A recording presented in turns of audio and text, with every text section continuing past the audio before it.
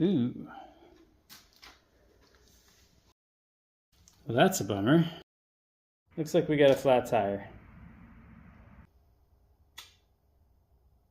I'll be honest with you, I've never changed one of these before, so I don't really know what I'm getting into. I've changed a bike tire before though. So I know what you're thinking. Why not just throw on the spare? Well, spare's suffering a similar problem right now. So I'll be honest, I did look into some shops that would handle a tube type tire like this. Basically means there's another rubber tube inside of this outer shell. There aren't a whole lot of shops around here that'll do it, but there are some. And the reason I looked into them was I wasn't sure I could do this. I don't have any of the tools. I've never changed one of these before. I mean, I've messed with a bike tire, but this is a vehicle. Do I need to balance that? How would I do that? I don't have a tire machine. So I did a little bit of research, and I weighed that against how I use Marla, which is basically under 35 miles an hour. So it seems I don't really need to even balance the tires. We don't really go that fast. And as long as I get it close to where it is on the wheel now, if it hasn't been a problem before, pretty likely it won't be a problem after. I looked at some videos and such to find out if I could do this. It looks pretty straightforward. After a little bit of talking to the community, I feel like I've got enough confidence to tackle this. So the next thing I need to do is order some stuff. So first thing I'm going to do is look at the measurements for the wheel and the tire. And right down here, it says 600-16, and I know that's upside down for you. But that is the tire size, which there's some crazy math that calculates how tall that is. And then 16 is the wheel size. The LT, I believe, is light truck, and that's like a load rating. So the tube I'm looking for will be one that fits this. So I searched the tire type online and found a host of different inner tubes that fit my application. I went to Amazon, and turns out they have just about everything I needed. All right, parts time. I know there's tubes in here, so we're gonna go very, very careful. Well, inner tube. Got my rim hole grommets, my baby powder, all right, tire spoons. Yeah, let's see what's in this box. Okay, those are rim protectors. Looks like we've got a bunch of valves in there and valve stem caps, obviously tire spoons, and a tire valve tool. Sweet. Now I'm also going to mark on the wheel roughly where it lines up with the rim hole or the valve stem, what have you, just so I can get this thing back on really close to where it came off. Next thing I'm gonna do is loosen the lug nuts. This is the driver's side of the Jeep, and on these old Willys Jeeps, the left side has a left-hand thread. Engineers thought that having them spin that way would make them tighter, or having them spin the other way might make them loose while the vehicle was operating. Turns out that wasn't true, and they ended up abandoning that. But if you come across a stock Willys Jeep and it still has the original lugs on there, these are all lefty-tighty, righty-loosey. So let's go ahead and break these guys loose. And I'm just gonna break them loose here. We're gonna lift the Jeep and we can take it the rest of the way. Ooh, nasty.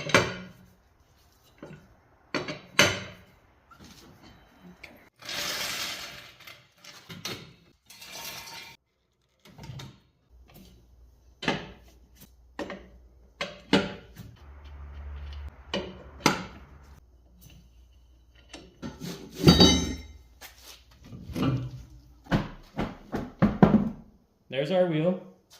So what we're going to do next is come in and break the beads all along the edge of the rim. That's called the bead right there.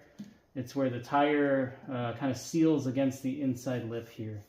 There's a bead on the front and the back, and we're going to have to break both of them. One of the items that came with the tire spoon kit I purchased was this valve stem tool. And this one's nice because it's T-shaped. I've seen some with a tether on them. And then I've seen some that are straight tube. I would avoid that last one because later on when we put the inner tube in, it could suck back through. This one will stop that from happening, as will the tether one, or at least the tether one, you could pull it out. But the really nice thing that this has is you can remove your valve, and I just dropped it of course, but basically we took the valve out of the tube, which means that this is completely open to the air now. And when we go to pop the beads, if there's any air left in that inner tube, it'll just evacuate out very easily.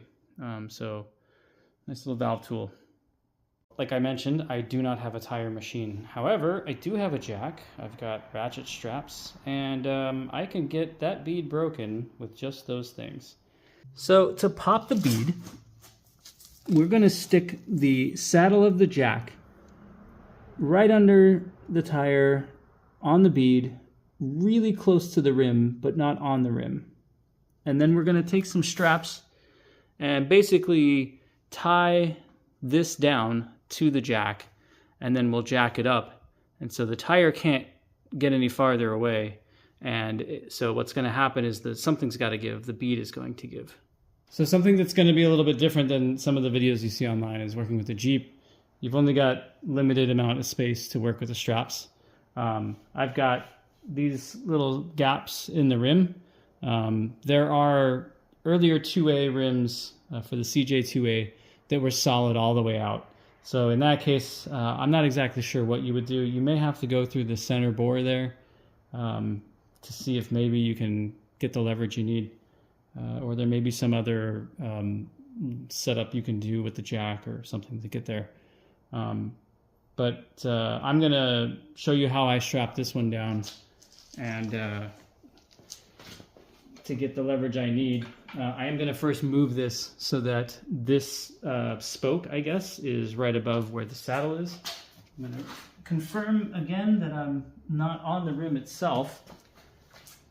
And then I'm going to do my best to keep this thing straight. Come up under the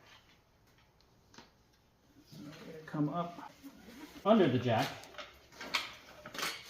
making sure. Okay, up through the gap on the other side of the spoke. All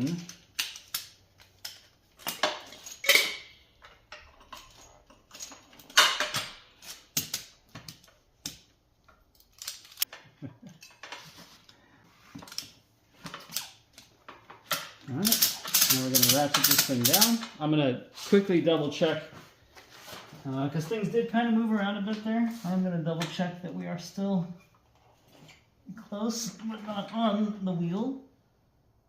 Looks good. Okay, that's probably pretty good. And now we're going to jack this thing up, and we should hear that thing make a bunch of noise, and then eventually, ooh, now's a good time for some eye protection. Always wear your eye protection, kids. Okay, we're starting to kind of go sideways, but I can see that the bead is breaking, so I'm going to keep it up.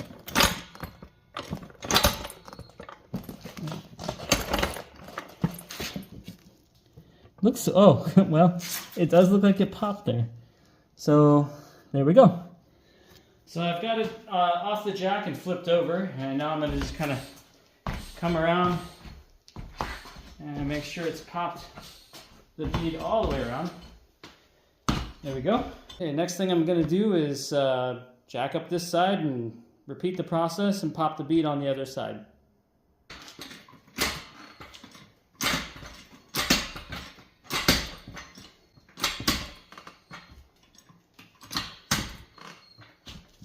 I hear ticking. Is it going to go? Go for one more.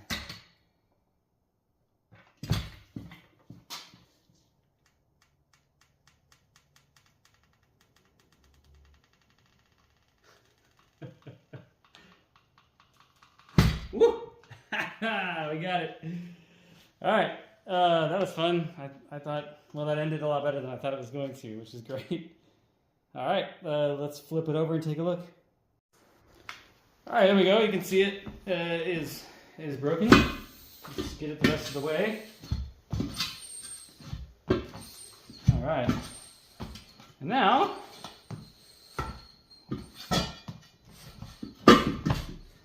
we'll go ahead and come in with the spoons and you know, pop the lip up onto the other side of the rim so that we can start moving things around and get that inner tube out of there and take a look. See, maybe we can find out what happened. All right, I've laid down some cardboard here because now there's nothing supporting the sidewall and the rim from hitting the ground.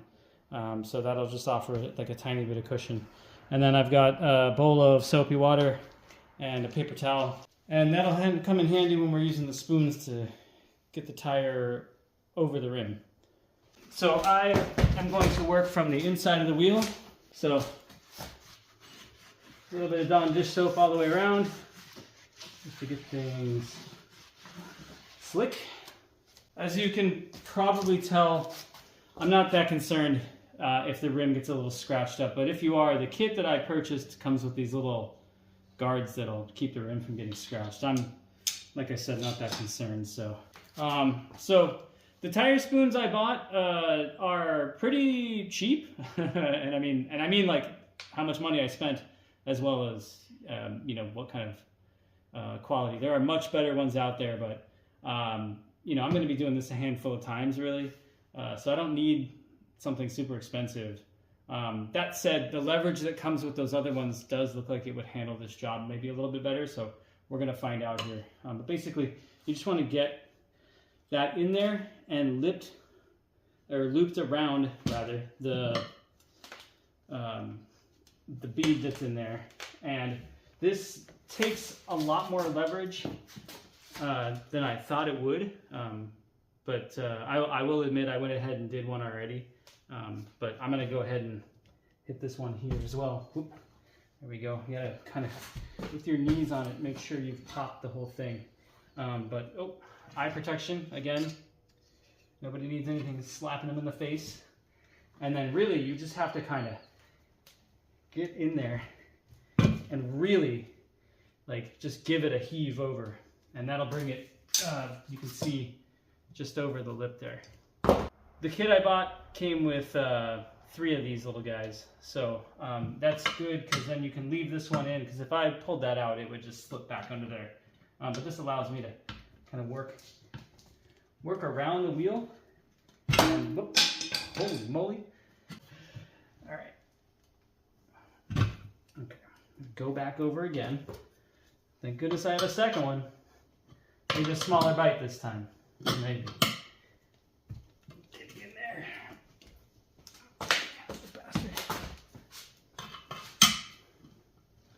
Okay, getting in there though, there we go.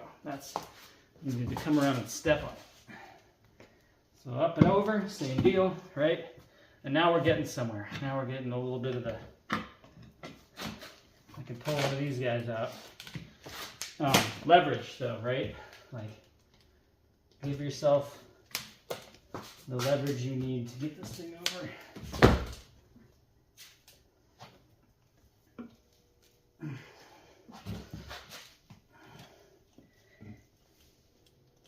There we go. Right over, and then just kind of keep working your way around. Find a good spot to get a bite and then go for it. Right.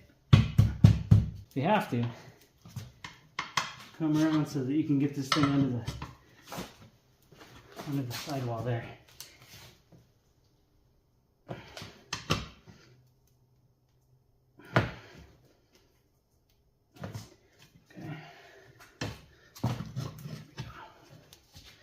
There we go.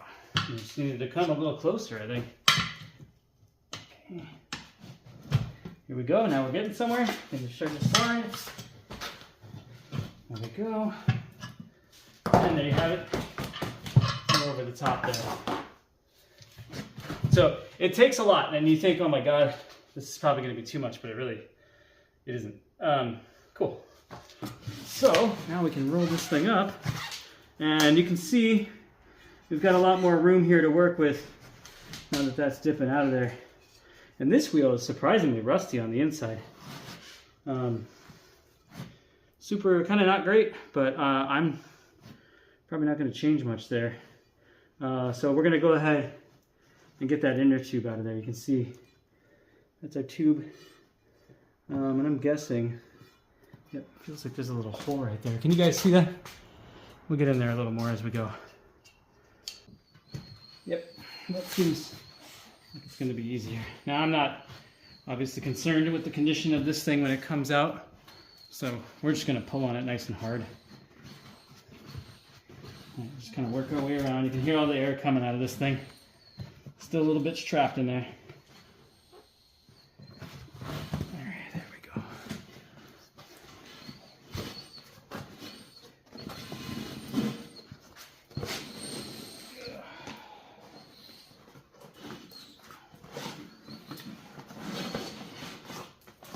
Okay. All right, so something you will definitely notice here is there's no rim flap in there. I've heard mixed reviews about whether you need them.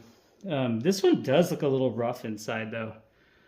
So that is maybe something to be a little concerned about. I'm going to just go ahead and put this one together though. The inner tubes are fairly cheap. They're about 20 bucks. And for the experience of learning how to do it, this has been totally worth it so far. So I'm just going to send it. But eventually, you know, I'll come back through, maybe put like a mark on here and, you know, next time it goes flat or something, worry about getting that sandblasted in there. Because that definitely is going to need it. This looks pretty rough in here. Cool. So yeah, no rim flap. And then also, I don't see a, what's called a rim hole bushing. There's a little plastic kind of grommet that goes in there, and it will prevent things like that. So this is where it was leaking from. There's a hole in there somewhere that was pushing air. It's all cracked along the base there. So I mean, obviously it's old, but I think at least partially, you know, that thing was allowed to flex in there a little bit. Cool. So now we're going to get our inner tube in and seat the beads and such. So I know I said I wanted the backside popped, but I decided that I actually wanted to flip it around. So I went ahead and popped it the other way so that I had access to the hole on this side. And when I go to tuck my my inner tube in, I'm doing it from this side, and you know, the valve stem's over there. So so just to clarify that, you want the back of the rim as the side that's popped out of the tire here, and the front side is inside the tire, so to speak. I have inspected the inner tube, and you don't want it to touch the ground. You don't want it picking any weird stuff up. I went with the Carl Star 32 20 50. You can see that it's got the 16-inch rim that it fits, and that's just what I decided. There's 100 of these out there, so you can take your pick of whatever you think is the best. So my valve hole is here, and so I'm going to insert this thing that way. Gonna give it a little kiss of baby powder. You don't need to be LeBron James, you just need to get some on there, right? Kind of rub that.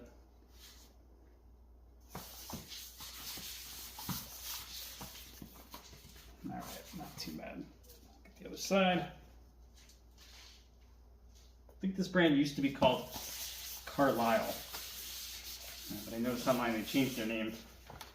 That's terribly important, but maybe I am like LeBron James over here. So I'm leaving the cap on there, just so I don't bust up the threads going through. And I'm just going to set it like so. And then, before I forget, I need my grommet. There we go. So that is the rim hole bushing. I think they call it bushing. It's basically like a little grommet that sits between the valve and the body of the rim, and it just slides right over that. This is a TR15 to TR13. I think it's technically a reducer, but that part is a little less important here, I think. It's just here to keep it from grinding against the rim and maybe doing nasty things to the valve stem. And now I'm going to take, don't want to touch the ground. I'm going to take the cap off, and I'm going to replace it with my valve stem tool. And that will keep this thing, because remember we got the one with the T shape, it's going to keep that from pulling back through when we go moving this stuff around. So we'll know that it's going to stay put. And then I'm going to just take the inner tube and lay it around like so, and nice and flat. All right, here we go. We're going to get the inner tube inside, and how we're going to do that is we are going to basically just tuck it in to the wheel here. Really gently. We're not going to twist it or pinch it. And the idea is to just, how it's laid out here, just inside the wheel there. It can be a little hard to illustrate this part on video effectively, so imagine the purple and the blue are the wheel and the tire respectively, and the yellow is the inner tube. The red is your hand. You're going to push it into the empty space within the tire. Really gently move it along. There we go. Feeling pretty flat in there. Very similar to how it looked when it was outside the wheel. And so I'm just going to come in from the other side and sort of make sure that it feels like we're not bound up anywhere where there are weird twists in there. And what I'm looking for is, I think, is a nice uniform feel in there. No knots, nothing's bunching too bad. I mean, I think a little bunching is fine from what I understand, but I definitely don't want any pinching. Okay, cool. Feels good all the way through. Okay, cool. So I know it really kind of wasn't much to look at on that video, that last bit of video, but basically like took all of this and put it down in there so that it's how you saw it before it all went in is kind of how it's in there now. So nice and flat. I felt around with the back of my hand and it feels flat sort of all the way around. I flipped it over and felt it the same way on the other side. So I'm pretty convinced it's in there the way that it's supposed to be. Nothing's pinched up. So it's probably a little hard to see, but there's my dot from earlier. Here's my valve stem from now. And now I'm gonna work on getting the bead inside of the wheel. So I'll come back around with soapy water, and then we're just gonna work our way around again, sort of in reverse. But we're gonna be a little more careful because we know we've got our inner tube inside there. And I'm gonna start away from the valve stem. So I'm just gonna lift that guy a little bit. And what you wanna really be careful probably is get your hand under there and make sure you're not pinching against the, what's it called? Not pinching up the inner tube there. I'm gonna stick my hand in there and make sure that I'm not, the tooth of this thing isn't grabbing the tube when I go around, and it feels like it's far enough away. And so I'm just gonna go over and give it a good, okay, cool, we're good there. I'm gonna leave that one there. And then from here, you just wanna I'm gonna go slow, right? Is the idea.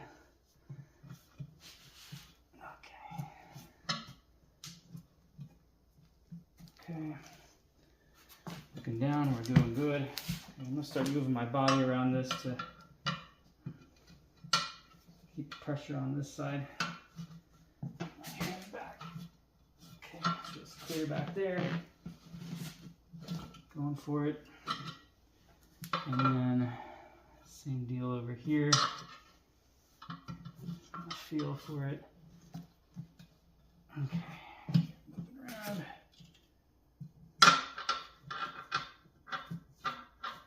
And here, get out of the way.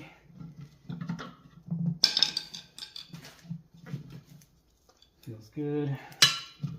Oh. Just use your body around the side, I guess.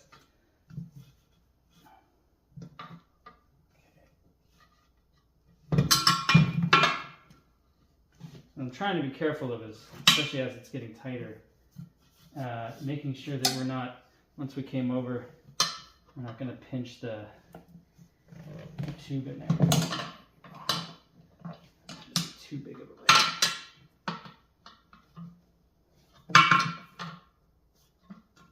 Good.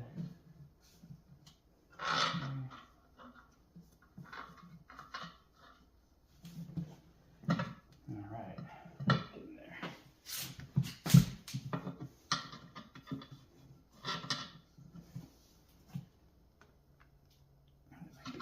Too much, but just go slow, right? That's what they say.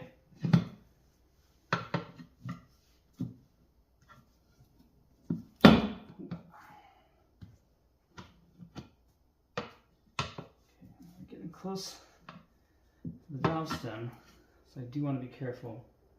Woo. Easy, easy. Come on, you can do it.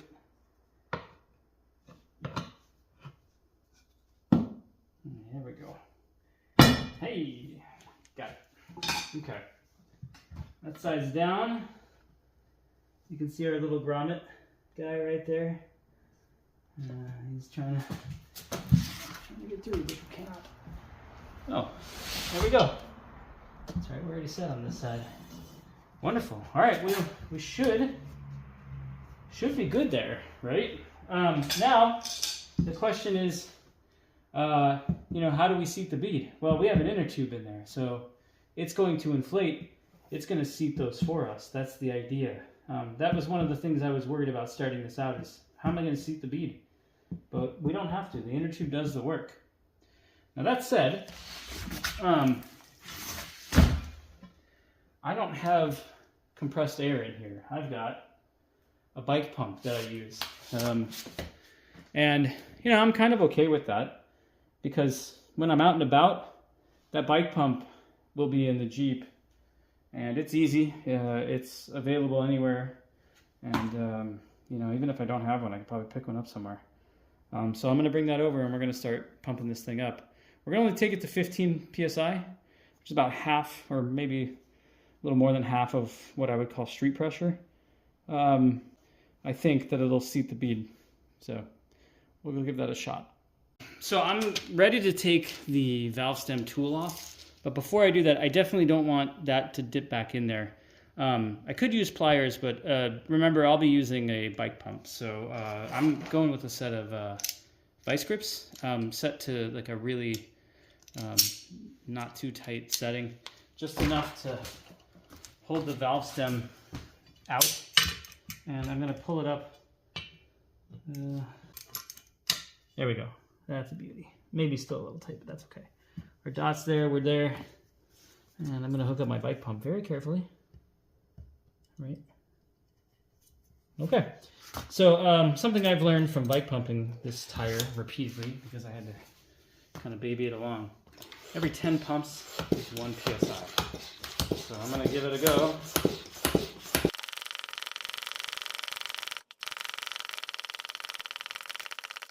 Whew. Boy, that is work. Yep. so there we go. That is much better. We're at 15 there. Tire feels very solid. We've seated the bead, and we've seated the bead along the back as well. So there's our tire with the inner tube. Now what I'm going to do, I'm going to throw this thing around a little bit, just bounce it around in the shop some, and that's supposed to get things to kind of settle where they need to be. Man, I probably gotta clean some of that, huh? Some of the leftover Texas dirt. Cool. So let's have some fun.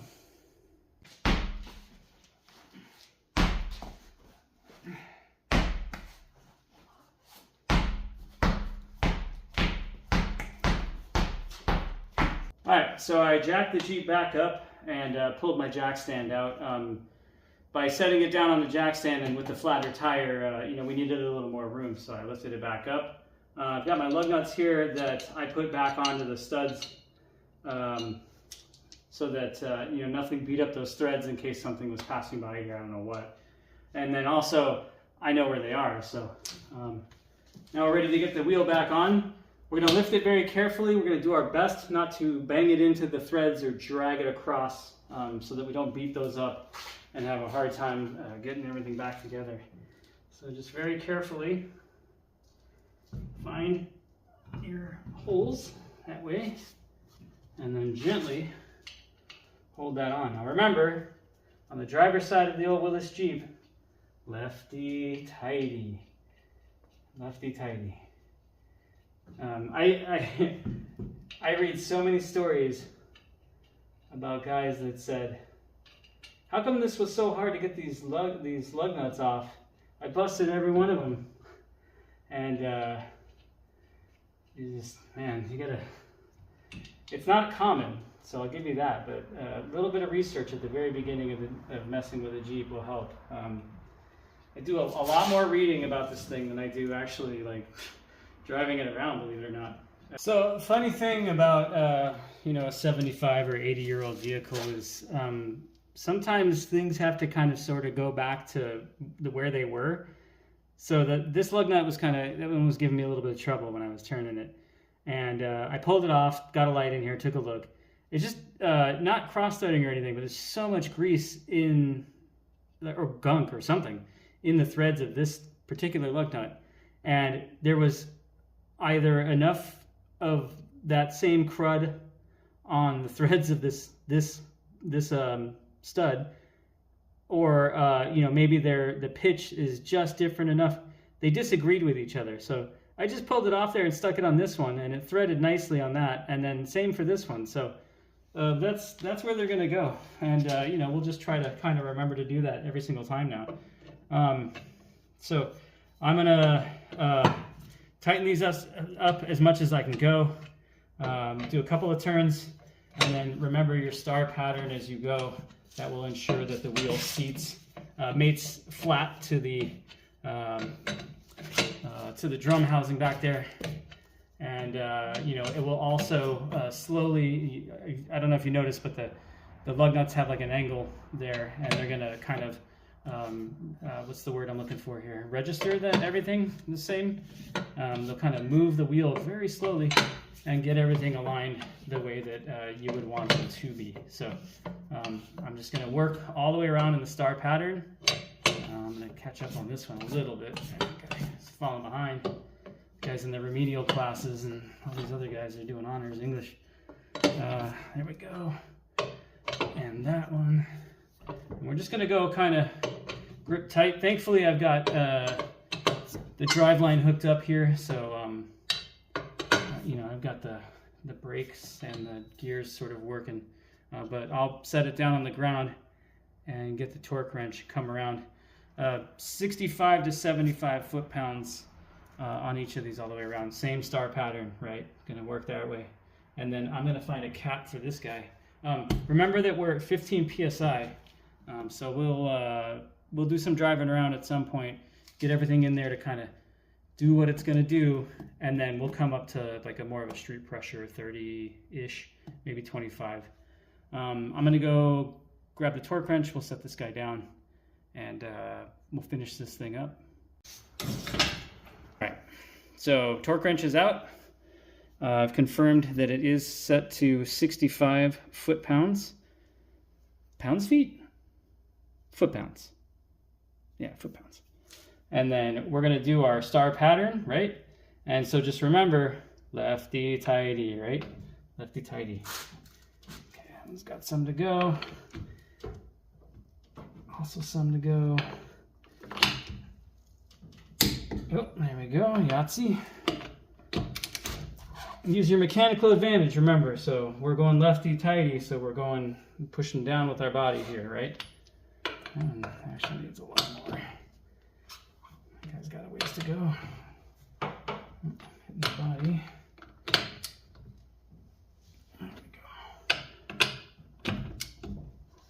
There we go.